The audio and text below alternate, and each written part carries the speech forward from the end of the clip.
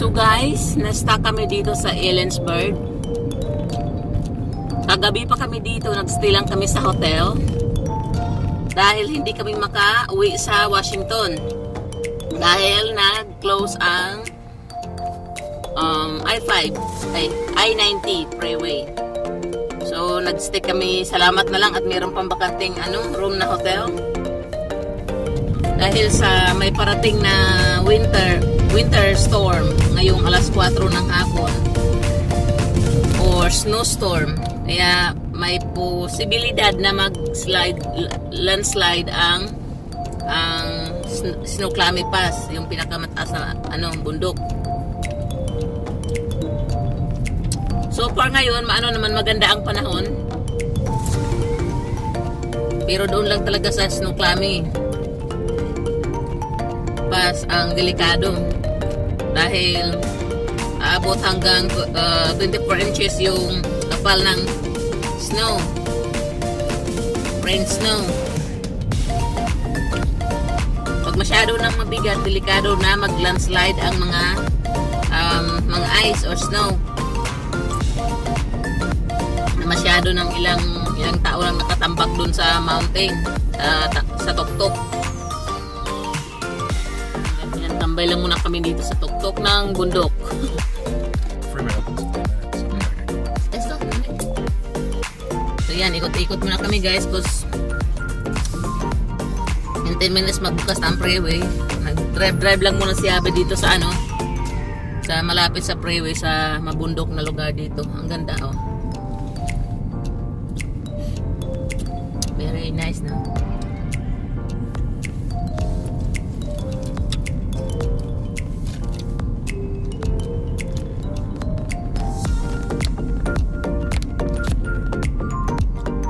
Ganda ng tanawin dito sa Ellensburg.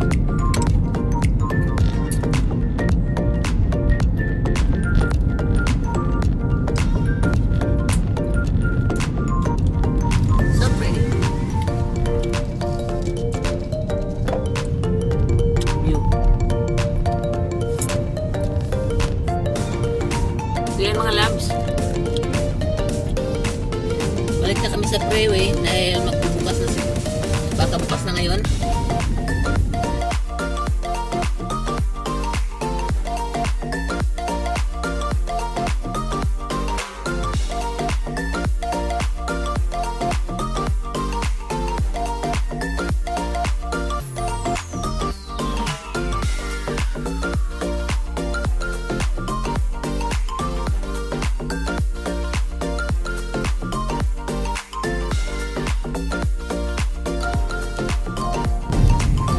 Ilan lang yung mga bahay dito sa lugar na to.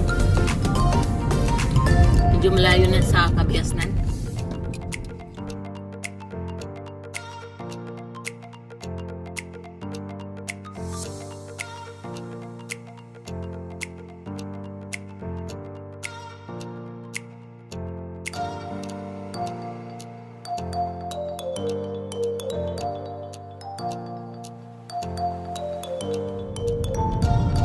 Napakaganda guys, ikot-ikot lang muna kami ni Habi dito sa bundok. Hopefully OP na ang freeway guys. Hindi namin inakala na ma-stuck kami dito sa nagpanik na si Habi kagabi kasi dalawang room na lang ang vacancy ng hotel. Fully book lahat. Kagabi ba naman ng mga travelers?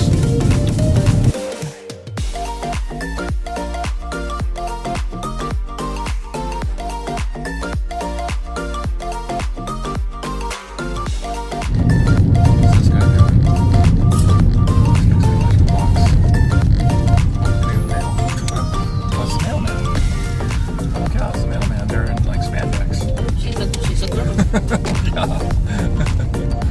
Mail girl in spandex. That's what we see every day. We must be in Ellensburg. Sana hindi na mag-snow ulit o mag-ulan.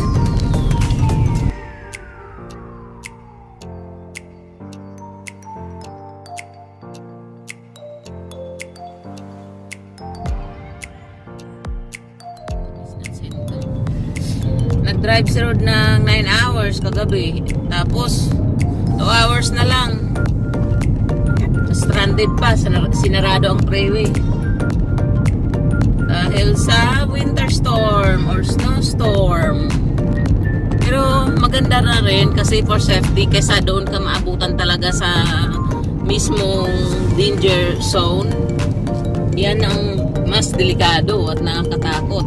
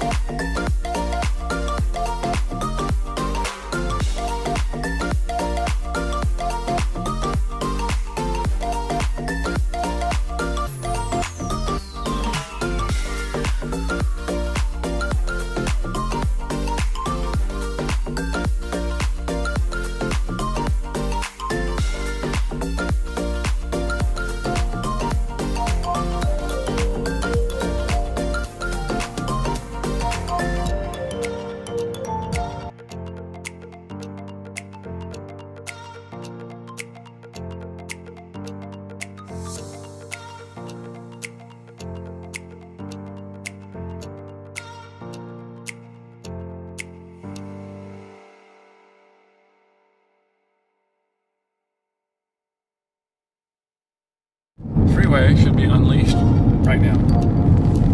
They unlocked it a minute ago. I'm not totally sure we're on the right track to get on the on-ramp, but I think we're headed in the right direction. So blue there. It's so nice the bluish weather. At some point, if we keep driving this direction, we have to cross I-90.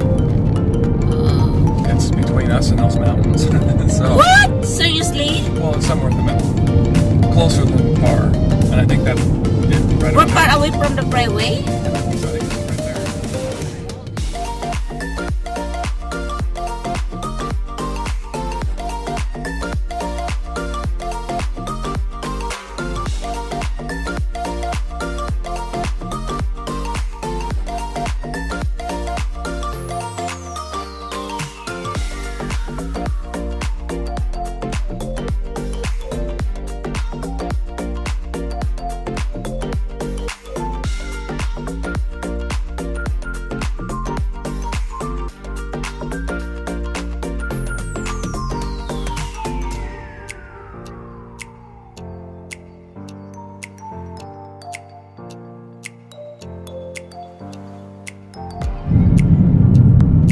Babalik na kami sa freeway kaso medyo malayo-layo pa yata. Hopefully nagbukas na ngayon ang freeway. Dahil kung hindi, balik na naman kami sa hotel. Oh, Just over there. look at all the trucks. Oh, Looks fast now. so fast. Oh yeah, thank you Lord. The bus is open, I think. No, the freeway. There's about a million trucks. Look at that. Lots of cars. Thank you Lord. Yeah, it's a lot of cars. Oh, trucks. That's all the trucks are sleeping there. So I think guys, nagbukas na ang freeway because all these trucks they keep moving. Yeah, they're moving na. Oh my God, still a lot. Holy mo. Parking lot. Ayan mga labs, oh, parking lot pa rin.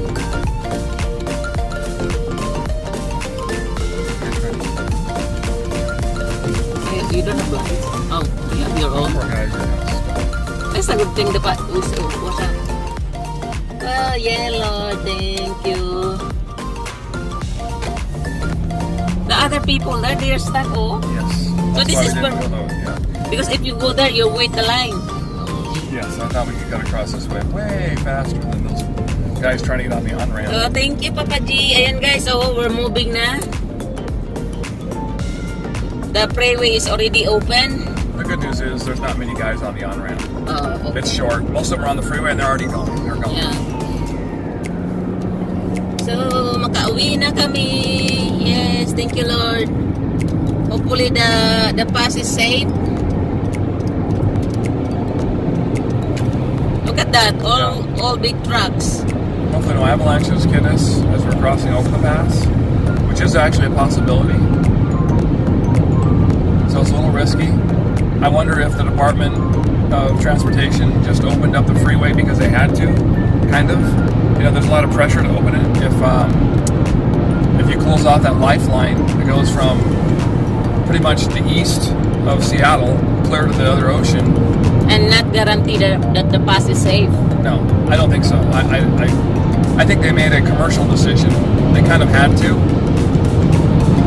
They could have done some dynamite and got rid of some avalanche danger, but I don't think they did. I'm pretty sure they don't do that so much anymore. They used to in the old days. They'd blow off the snow so that it would just come down and then clean it up overnight.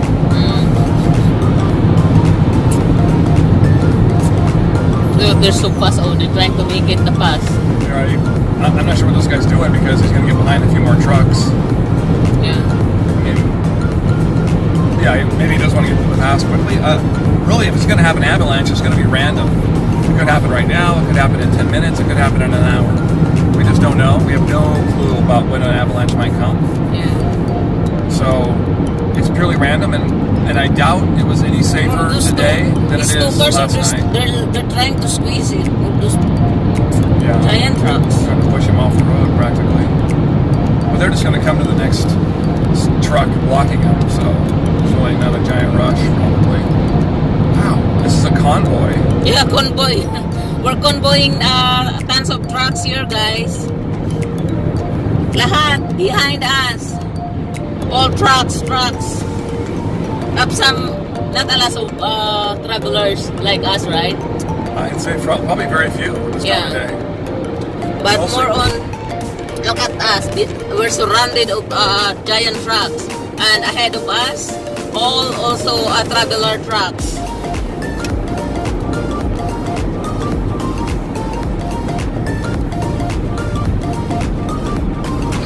Hopefully we can go home safely. Hopefully there's no wrecks. No wrecks, no. People are getting a little crazy to. Look at it. Oh my God! I don't know what he's doing there. What? Squeezing in. Look at that! They're changing like the big truck, then squeezing. I don't know why he would pull in to such a tight spot between two giant trucks. That makes no sense. I don't know you. Oh, so pretty old. When you convoy like this, if somebody wants to go 50, you're stuck behind them. The whole Exactly. parade is behind this guy.